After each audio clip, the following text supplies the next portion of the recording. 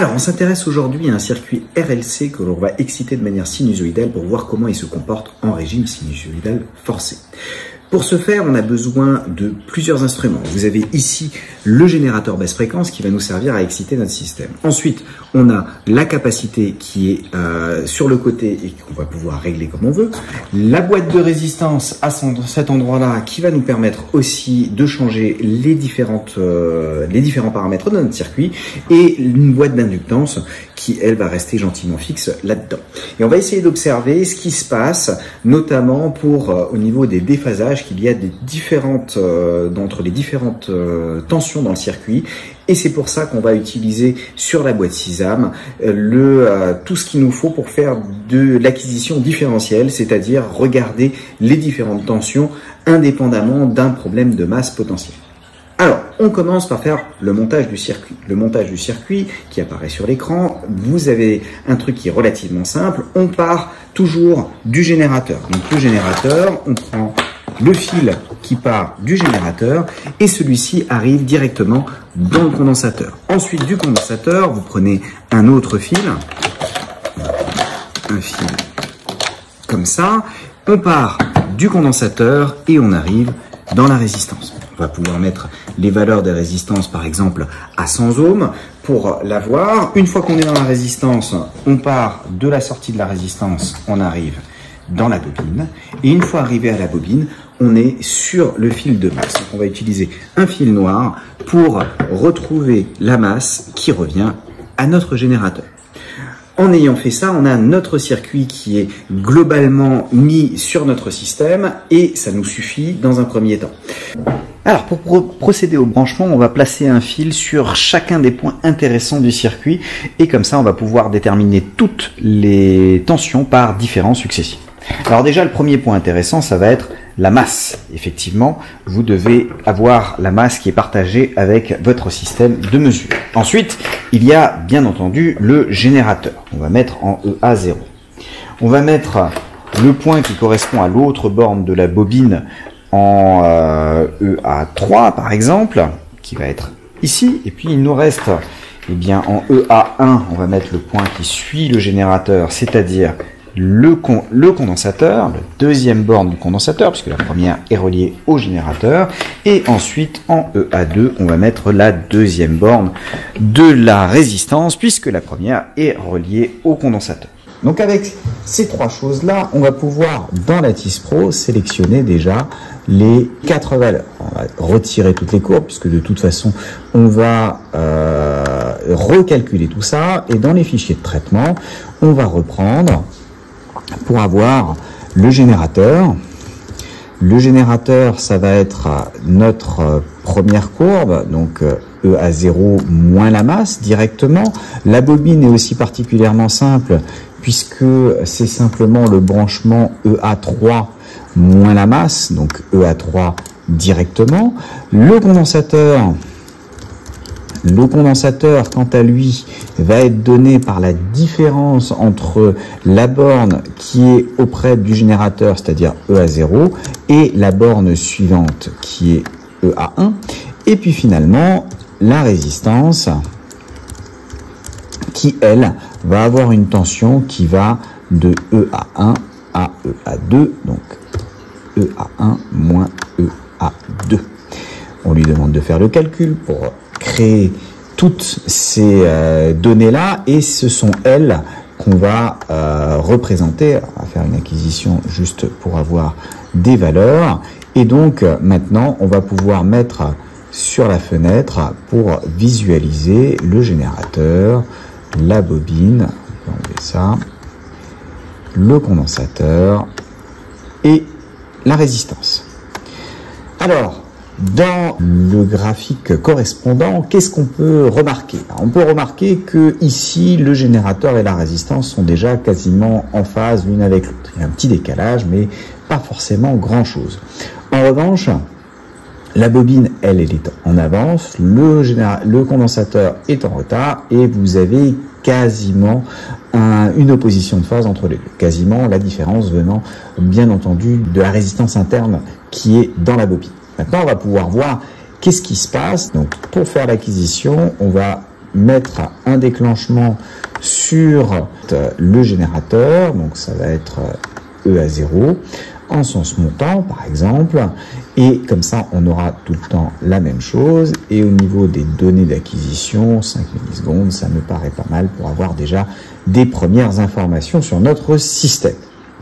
Bien, je me mets en mode permanent, et comme ça on peut suivre la valeur de la fréquence au fur et à mesure et voir ce qui se passe. Donc je lance l'acquisition et je m'en vais jouer sur la valeur de la fréquence. Donc quand j'augmente la fréquence, qu'est-ce qu'on observe? On observe que la résistance commence à se déphaser par rapport au générateur, la tension de la bobine augmente un petit peu, et si je passe à un facteur 10, vous voyez que le condensateur il est tout petit, la résistance en gris s'est décalée par rapport au générateur, et la bobine a augmenté et devient prédominante en fait dans le signal.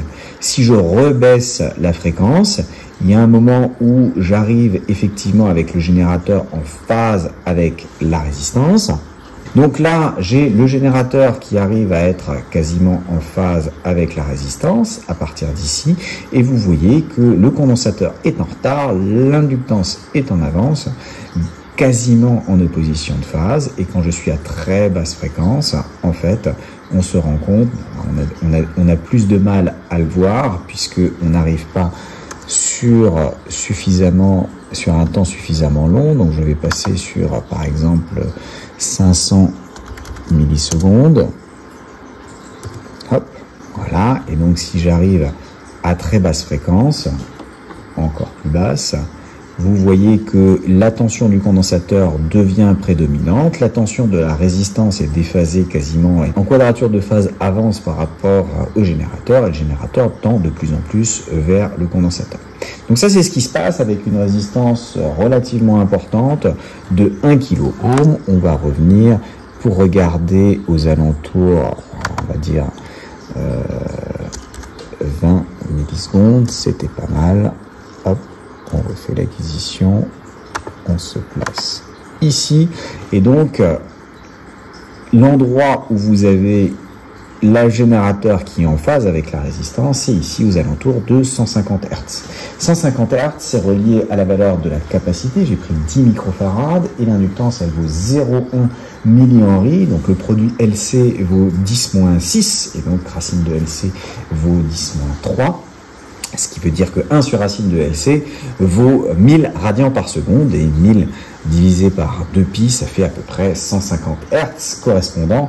Et donc on trouve effectivement que il se passe quelque chose de spécial pour la pulsation propre, la fréquence propre de votre système. Alors si maintenant je prends une résistance plus faible, donc les points principaux à observer dans cette situation, c'est le caractère en phase ici de la tension au bord de la résistance avec le générateur pour une valeur qui correspond à une fréquence de 1 sur 2π racine de LC. Donc là, c'est bien effectivement ce qu'on observe. Le fait que la résistance, le condensateur et la bobine sont toujours déphasés l'un par rapport à l'autre de π sur 2 avec la résistance au milieu. Le générateur, lui, il est à haute fréquence en phase avec la bobine, puisque c'est le terme en JL oméga qui va devenir prédominant dans l'inductance globale, dans l'impédance globale, et donc obtenir l'essentiel de la tension à ces bornes.